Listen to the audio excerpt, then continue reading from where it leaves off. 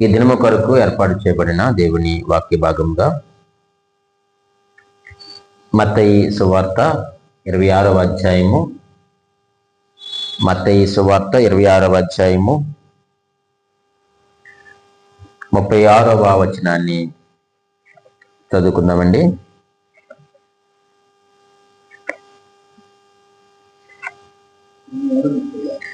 ఇరవై 36వ వచనం ఇలాగో రాయబడి ఉంది. అంతట యేసు వారితో కూడా గెత్సేమనే అనబడిన చోటికి వచ్చి, నేను అక్కడికి వెళ్ళి ప్రార్థన చేసి వచ్చే వరకు మీరిక్కడ కూర్చునుడని శిష్యులతో. ప్రభునందు ప్రియమైన దేవుని సంగమా, ఈ చదివిన వాక్య భాగము మనందరికీ ఎంతో పరిచయమైన వాక్యమే. యేసుక్రీస్తు వారు చేసిన ప్రార్థనలన్నిటికంటే మిక్కిలి శ్రేష్టమైన ఉన్నతమైన ప్రార్థన గెత్సేమనే తోటలో ఆయన చేసిన ప్రార్థన. ఈ యొక్క సంవత్సర కాలంలో మన యొక్క జీవితాన్ని మనం ఒక్కసారి ఆలోచన చేస్తూ ఉన్నప్పుడు మన యొక్క ఆధ్యాత్మిక జీవితం ఎలాగుంది, మన యొక్క సంఘ జీవితం ఎలాగుంది, మన యొక్క కుటుంబ జీవితం ఎలాగుంది, మన యొక్క ప్రార్థన జీవితం ఎలాగున్నదో ఒక్కసారి మనము వెనుకకు తొంగి చూస్తే మనకు అర్థమైపోతుంది.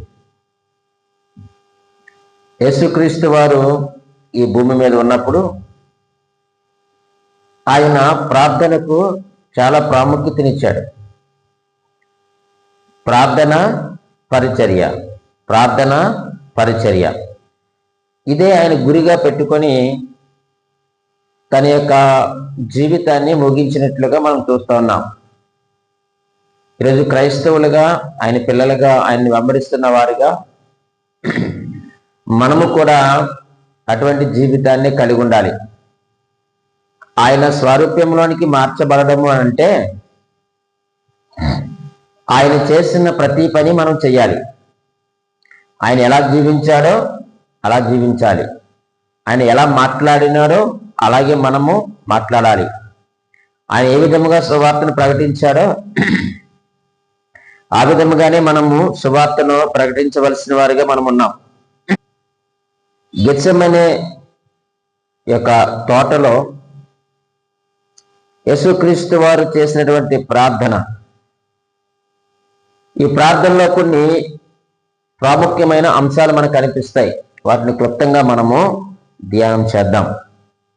ఈ శ్రేష్టమైన ప్రార్థనలో మొట్టమొదటి అంశం ఏమిటయ్యా అంటే అది ఏకాంత ప్రార్థన. గెత్సేమనే తోటలో యేసుక్రీస్తు వారు చేసిన ప్రార్థన ఎటువంటిదట?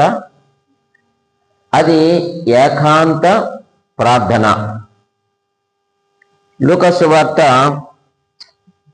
సరే పోనీ అక్కడే మనం మత్తయి సువార్త అది 26వ అధ్యాయము 37వ వచనాన్ని మనం చదువుదాం. పేతురును జెబెదయి ఇద్దరు కుమారులను వెంటబెట్టుకొని పోయి దుఃఖపడుటకు చింతాక్రాంతుడగుటకును మొదలుపెట్టెను అనే మాట మనం చూస్తున్నాం. లూకా సువార్త 22:41 కూడా చదువుదాం.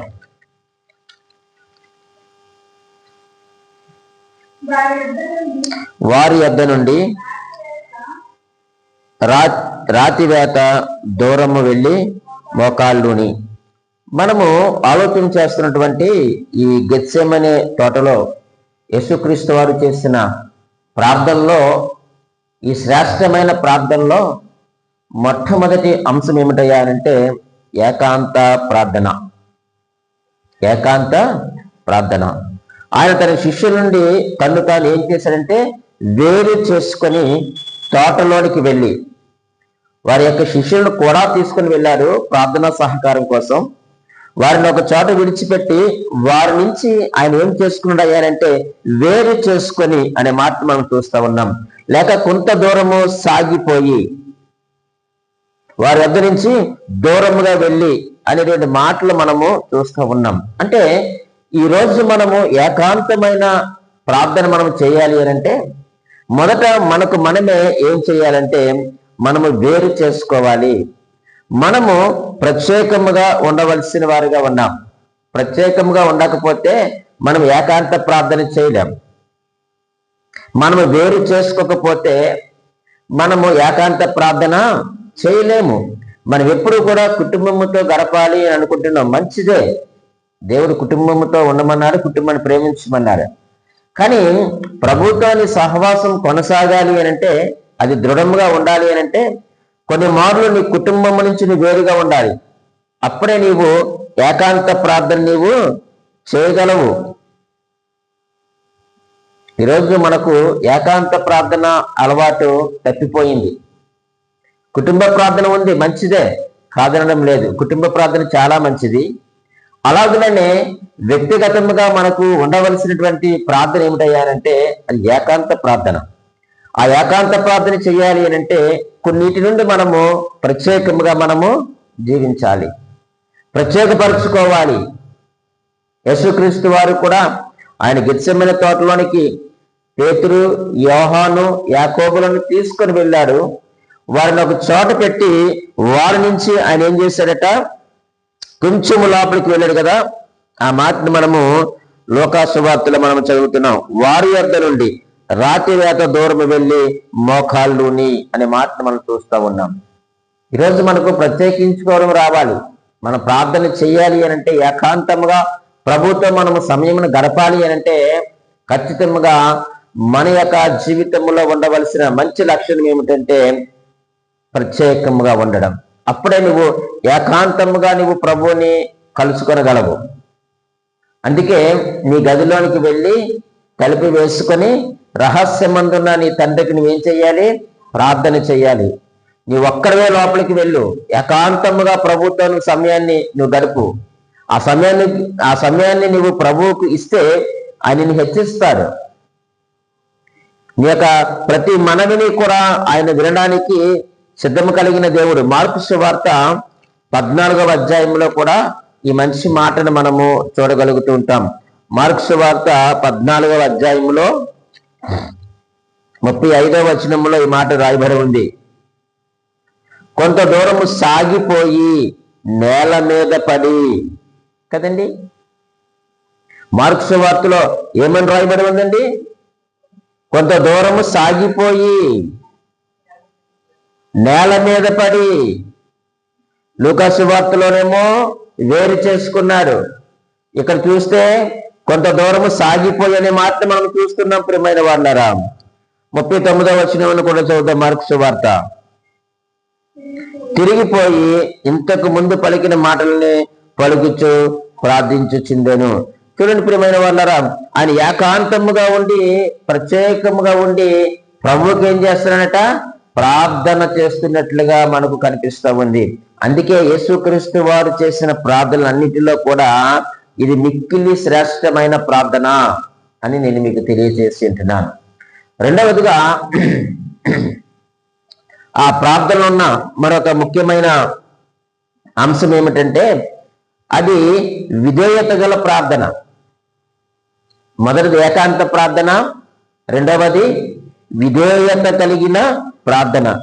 ఆయన మనం చదివే మార్కు సువార్త 14వ అధ్యాయము 35వ వచనములో నేల మీద పడి అనే మాటను మనం చూస్తూ ఉన్నాం. ఆయన ఎక్కడ పడాడట? నేల మీద పడి తన తండ్రికి ఆయన ఎంత విధేయతను కనపరుస్తున్నాడో చూడండి ప్రియమైన వాళ్ళారా. ఇది మన యొక్క ఆధ్యాత్మిక విధానాన్ని సూచిస్తూ ఉంది. ఇది మత్తయి సువార్త 26వ అధ్యాయము 39వ వచనంలో మనం చూస్తే ఆయన సాగిల పడినని మత్తయి చెప్తా ఉన్నాడు. ఆయన ఏం చేశాడట?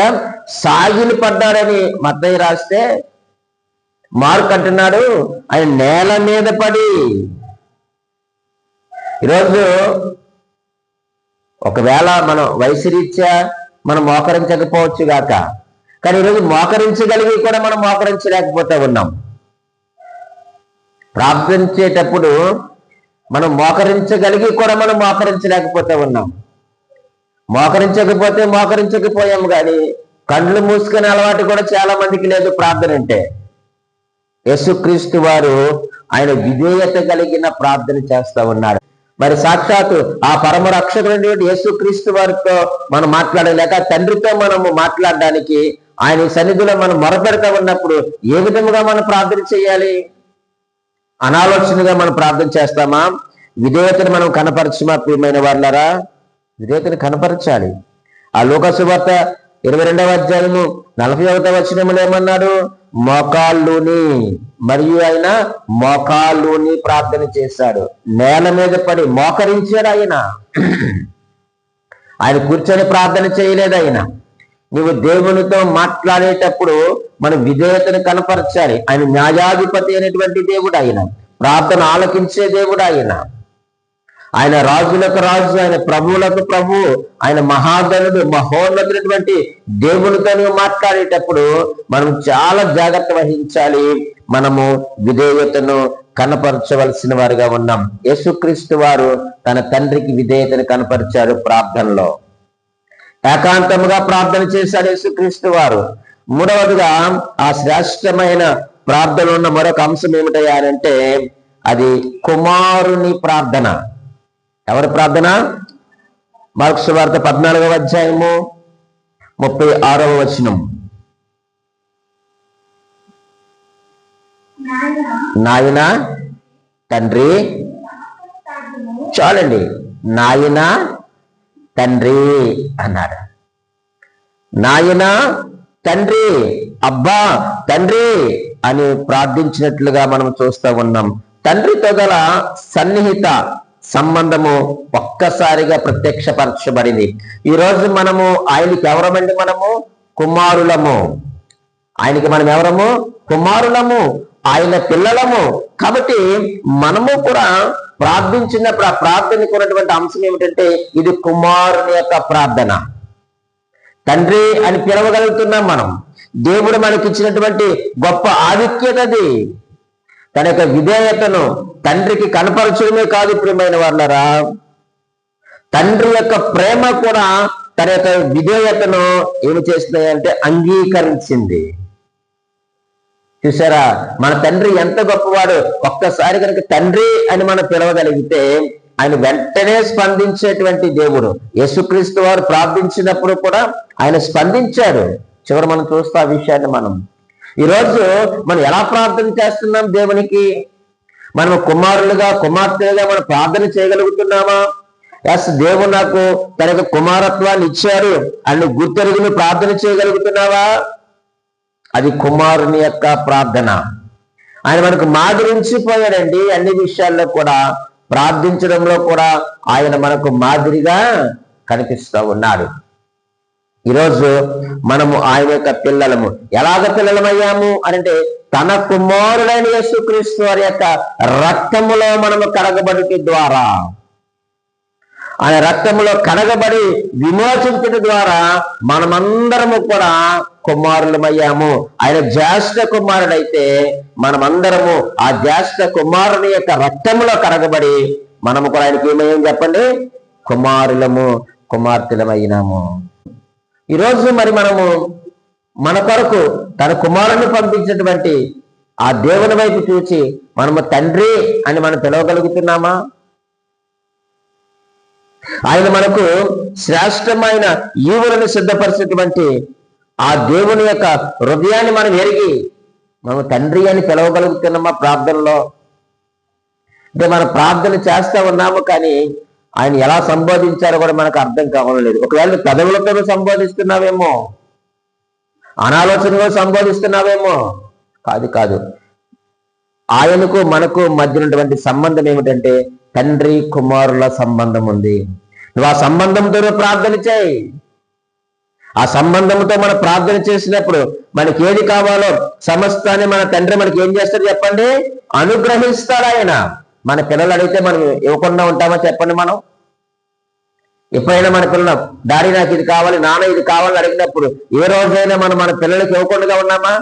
అరే నీవు నేనే మన పిల్లలకి శ్రేష్టమని ఇవ్వాలని ఆశపడి నువ్వు ప్రయాసపడి కష్టపడి సంపాదించి పెడుతున్నావే, మరి అదే పరమ తండ్రిని నువ్వు తండ్రి అని విధేయతతో ప్రార్థన అడగగలిగితే, ఏకాంతముగా వెళ్ళి తండ్రి అని నువ్వు పిలిస్తే ఆయన నీతో మాట్లాడేటువంటి తండ్రి ఆయన, నీ ప్రార్థనకు ప్రతిఫలం ఇచ్చే తండ్రి. ఆయన నిన్ను విడిచిపెట్టేవాడు కానే కాదు. మనమే అప్పు సప్పు చేసి కష్టపడి మన పిల్లలు అడిగింది ఈ రోజు రేపు కంపల్సరీగా ఇస్తున్నాం, కానీ ఆయన అలా కాదు ప్రియమైన వాళ్ళరా. ఆ ఏకాంతముగా విధేయతతో తండ్రి అని ఆయన పాదాల దగ్గరికి వెళ్ళి ప్రార్థించగలిగితే ఖచ్చితంగా దేవుడు ఈ సంవత్సరాంతములో నీ ప్రార్థనకు జవాబును ఇస్తారు. నాలుగవదిగా మనం ఆలోచన చేస్తే ప్రియమైన వాళ్ళరా, ఆ యొక్క ప్రార్థనకున్న మరొక మంచి లక్షణం ఏంటంటే అది ఆసక్తితో కూడిన ప్రార్థన. ఆసక్తితో కూడిన ప్రార్థన. ఈరోజు మనము ఆసక్తితో మనం ప్రార్థన చేయాలి. చూడండి, లోక సువార్త 22వ అధ్యాయము 42వ వచనాన్ని చదవండి. తండ్రి, ఈ గిన్నె నా యొద్ద నుండి తొలగించుటకు నీ చిత్తమైతే తొలగించుము, అయినను నా ఇష్టము కాదు నీ చిత్తమే సిద్ధించునుగాక అని ప్రార్థించెను. ప్రభునందు ప్రియమైన దేవుని సంగమా, ఈ సమయంలో ఆయన పైన తీవ్రమైనటువంటి ఒత్తిడి ఉంది. తీవ్రమైన ఒత్తిడి ఉంది. ఆయన ప్రార్థిస్తూ ఉన్నప్పుడు ఆయన యొక్క శరీరంలో నుంచి రక్తము ఎలా వస్తుందట, ఆ బిందువుల వలె చెమట రూపములది బయటకు వస్తూ ఉంది. అయినా సరే ఆయన నిరుత్సాహపడలేదు. అంత వేదనలో అంత బాధలో కూడా ఆయన నిరుత్సాహపడలేదు. ఆయన యొక్క రక్తము చెమట బిందువుల వలె అది బయటకు వచ్చేస్తూ ఉంది. ఆయన చాలా వేదన పడుతూ ఉన్నాడు. తనలో చాలా ఒత్తిడి ఉంది. అయితే తనలో కలిగినటువంటి వేదన, బాధ, ఆ ఒత్తిడి ఏం చేస్తున్నాయా అనంటే ఆయన నిరాశలోనికి నెట్టేయలేదు, నిస్పృహలోనికి నెట్టేయలేదు. ఆయన ఎలా ప్రార్థన చేస్తున్నాడంటే ఆయన వేదన పడి మరింత ఆతురముగా ఏం చేస్తున్నాడట, ప్రార్థన చేస్తా ఉన్నాడు. ఆసక్తితో ప్రార్థన చేస్తున్నాడు. ఈరోజు మన చుట్టూ ఎన్నో శ్రమలు ఉన్నాయి. మనం నిస్సహాయ స్థితిలో మనం ఉన్నాం, నిరాశలో మనం ఉన్నాం. ఇవి కలిగినప్పుడు మనం ఏం చేస్తున్నామంటే ప్రార్థన మర్చిపోతున్నాం. మనకు కలిగిన శ్రమ, బాధ, ఆ యొక్క నిరాశ, నిస్పృహలు, సమస్యలు, వీటన్నిటిని బట్టి మనం ఏం చేస్తున్నామయ్యా అనంటే మనం ఆసక్తితో ప్రార్థన చేయలేకపోతున్నాం. ప్రార్థన చేస్తున్నాం కానీ చేయాలనే ఉద్దేశంతో చేస్తున్నాం, కానీ ఆసక్తితో మనం ప్రార్థన చేయాలి. ఆయన ఏం చేశాడట, ఆయన వేదన పడి మరింత ఆతురముగా ప్రార్థన చేశాడు. హెబ్రీయులకు రాసిన పత్రిక 5వ అధ్యాయము 7వ వచనం మాట చదువుదామా ప్రియమైన వాళ్ళారా? హెబ్రీయులకు రాసిన పత్రిక 5వ అధ్యాయము,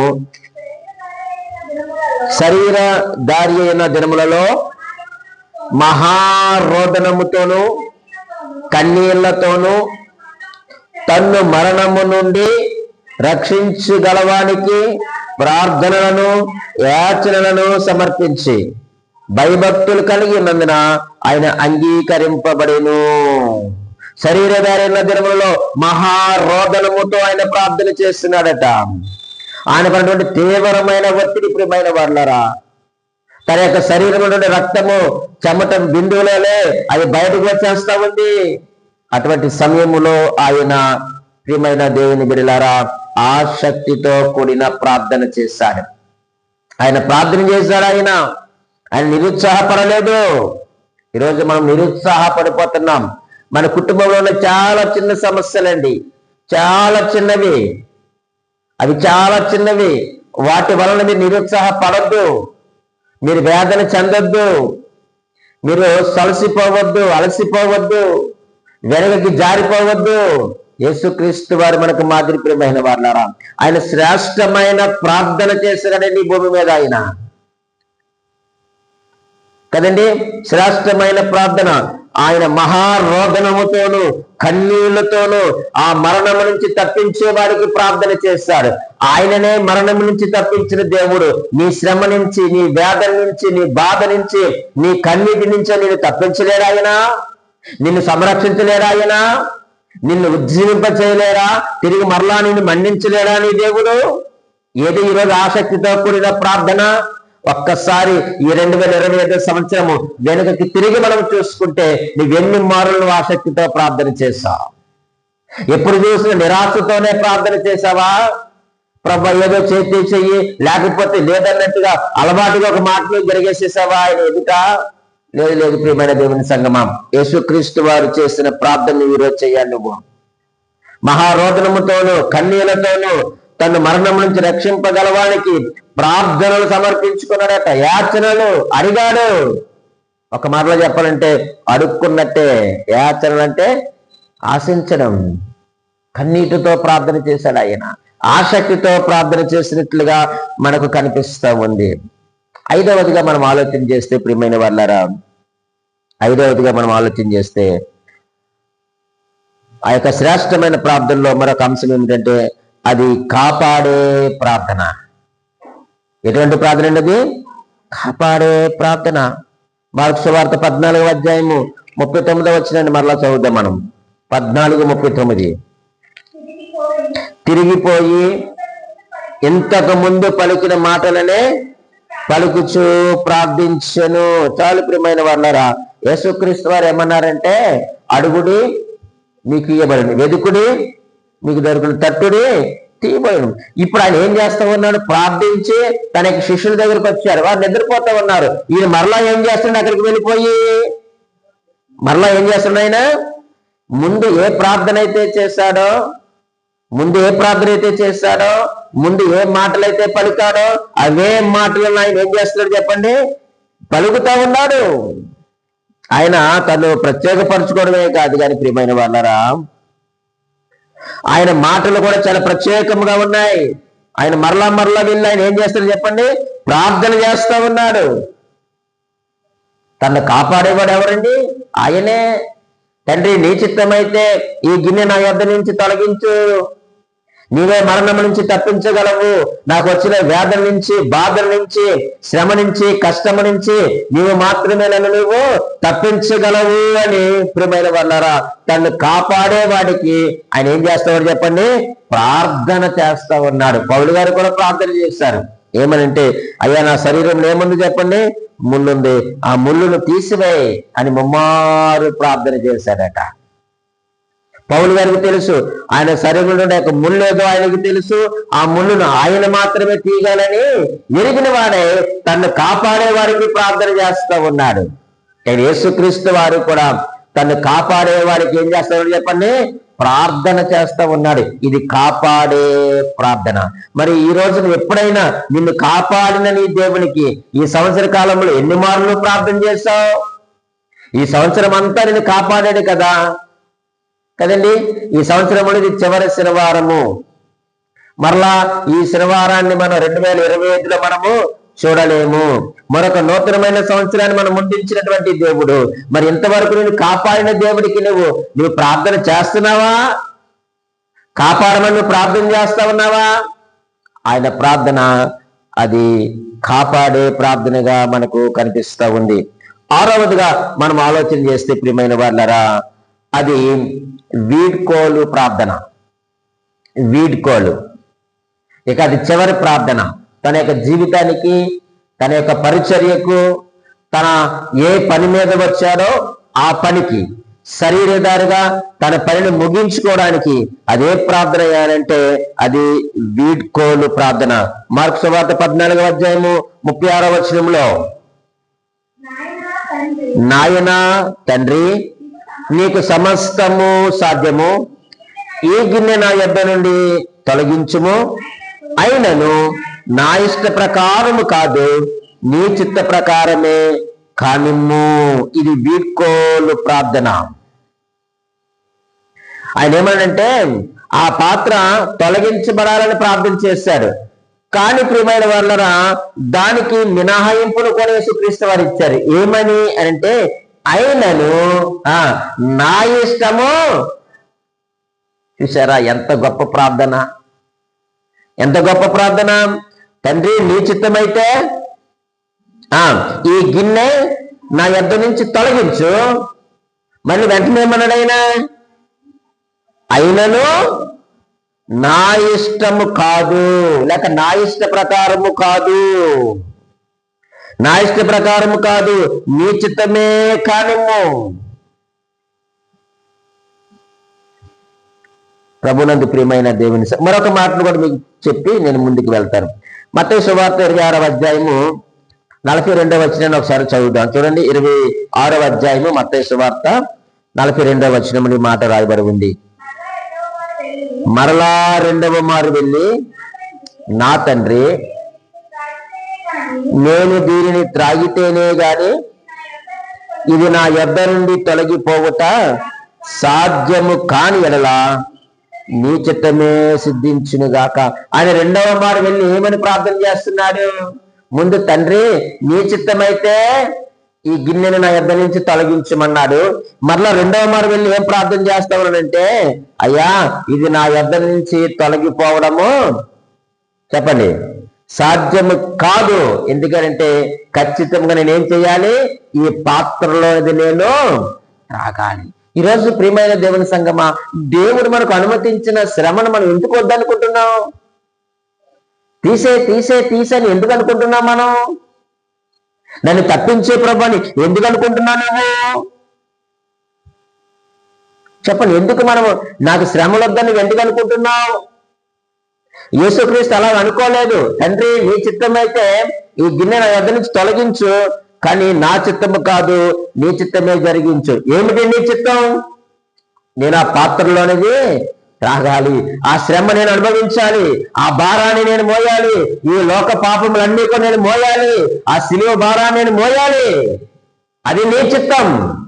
నేను అది మోస్తేనే గాని ఆ గిన్నె నా యొద్ద నుంచి తొలగించబడదు అని దేవుని చిత్తాన్ని అడుగుతున్నారు యేసుక్రీస్తు వారు. ఈరోజు ప్రియమైన దేవుని సంగమా, మరి నీవు నేను కూడా దేవుని యొక్క చిత్తాన్ని మనం అడగగలుగుతున్నామా? తండ్రి, నీ చిత్తమే జరిగించు అని. యోహాను సువార్త 18వ అధ్యాయము 11వ వచనంలో కూడా అదే మాట ఆయన మాట్లాడుతూ ఉంటాడు. చూడండి, యోహాను సువార్త 11వ అధ్యాయము 18వ అధ్యాయము 11వ వచనం.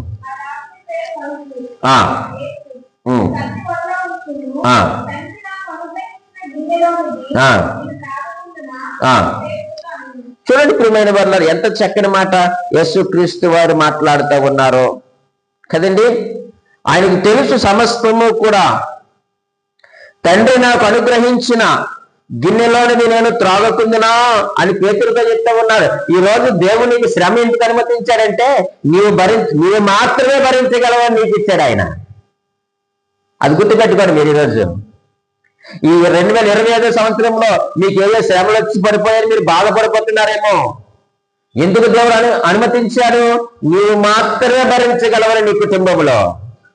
మరొకరైతే భరించలేరు. మరొకరైతే ఎప్పుడో దేవుని దూషించి దేవునికి దూరం అయిపోదురేమో. యేసుక్రీస్తు వారు అంటున్నారు, నీ కత్తిని వరలో ఉంచు. నాకు శ్రమ వచ్చిందని చెప్పేసి నువ్వు నా పక్షం నేను యుద్ధం చేయవలసిన లేదు. తండ్రి నాకు అనుగ్రహించిన ఈ గిన్నెలో నేను త్రాగకుందునా అని పేతురుతో చెప్పారు. ఆ పై సంఘటన మనందరికీ కూడా తెలుసు. ఆ చెవి, ఆ మలుపు యొక్క చెవి తెగ అరికేసిన తర్వాత. ఈరోజు ప్రియమైన దేవుని సంగమా, దేవుడు మనకు అనుగ్రహించినటువంటి ఏ శ్రమ అయినా సరే కానీ నువ్వు అనుభవించడానికి ఇష్టపడు. ఎందుకో చెప్పమంటారా? ఆ శ్రమ నుంచి ఆయనే తప్పించగలిగిన సమర్థుడు. నీకు అనుమతించాడంటే అర్థం ఏమిటో తెలుసా? నీవు భరించగలగవని, నీవు మాత్రమే ఆ శ్రమలో ఓర్చుకోగలవని. నిన్ను పరీక్షిస్తున్నాడు తప్ప నిన్ను బాధ పెట్టడం దేవునికి ఇష్టము కాదు. నీ కుటుంబ భారంలో నిన్ను పరీక్షిస్తా ఉన్నారు.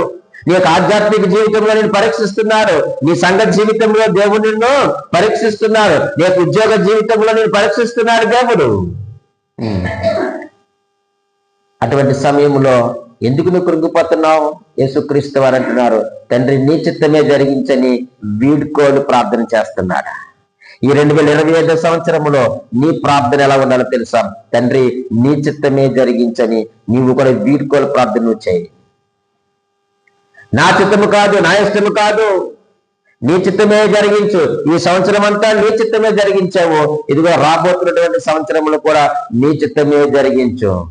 ఇది వీడ్కోలు ప్రార్థనగా నీకు ఉండాలి. యేసుక్రీస్తు వారు అది చేశారు. తండ్రి నా ఎదుట పెట్టినటువంటి ఆ గిన్నెలో నేను త్రాగకుందునా నేను తాగాలి. నేను త్రాగాలి, నేను త్రాగితేనే లోకమునకు రక్షణ. పేతురు, నువ్వు రక్షించబడతావు. ఈరోజు వాక్యం వింటున్న మనందరికీ కూడా ఇది రక్షణ శుభవార్త. నేను త్రాగాలి అగ్నిలోని, నేను అనుభవించాలి శ్రమలు. కాబట్టి తండ్రి, నీ చిత్తమునే జరిగించంటున్నాడు. ఆ శిలువ మరణం నేను పొందుతానయ్యా, ఆ శిక్షణను అనుభవిస్తానయ్యా, ఆ బాధను అనుభవిస్తానయ్యా. దేని అనుభవించి, ఇదిగో నీవు నాకు ఇచ్చిన నా ప్రజలు నేను విడిపిస్తాను అంటున్నాడు. చివరిగా మనం ఆలోచన చేస్తే ప్రియమైన వర్ణరా, ఆ శ్రేష్టమైన ప్రార్థనలు 7వది ఏమిటయ్యానంటే అది జవాబు తెచ్చిన ప్రార్థన.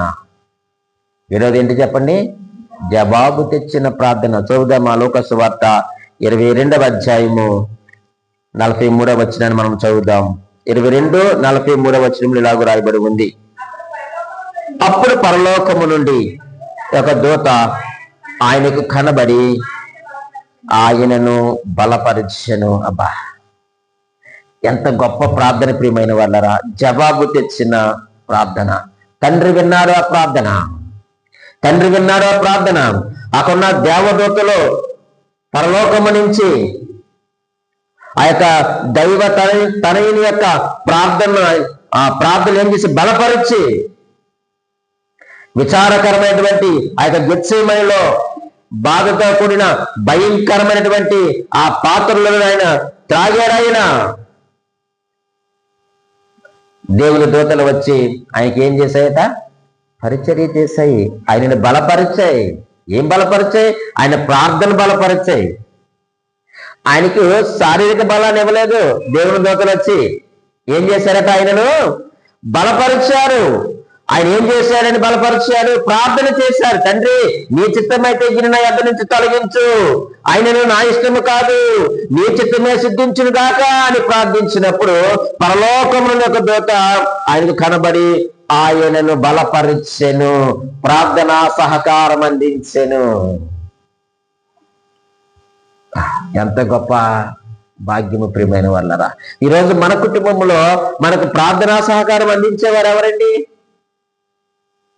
ఆ మాదిరి మనం ఎక్కడ కనపరుస్తున్నామండి? కుటుంబంలో. ఆయనకు శక్తిని ఇవ్వలేదండి, రక్తాన్ని ఎక్కించలేదండి కొత్తగా.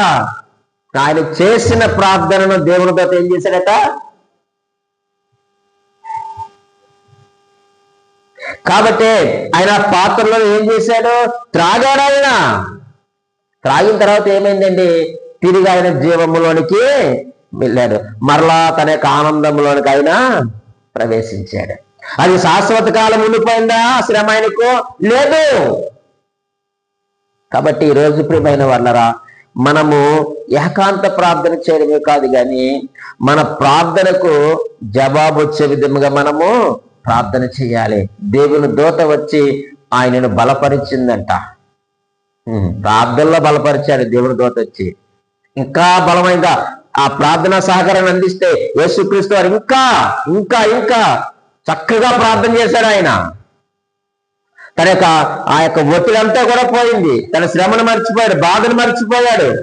ఆ గిన్నెలో త్రాగడానికి ఆయనకు ఏమి దొరికిందయ్యానంటే ప్రార్థనా సహకారము దొరికింది.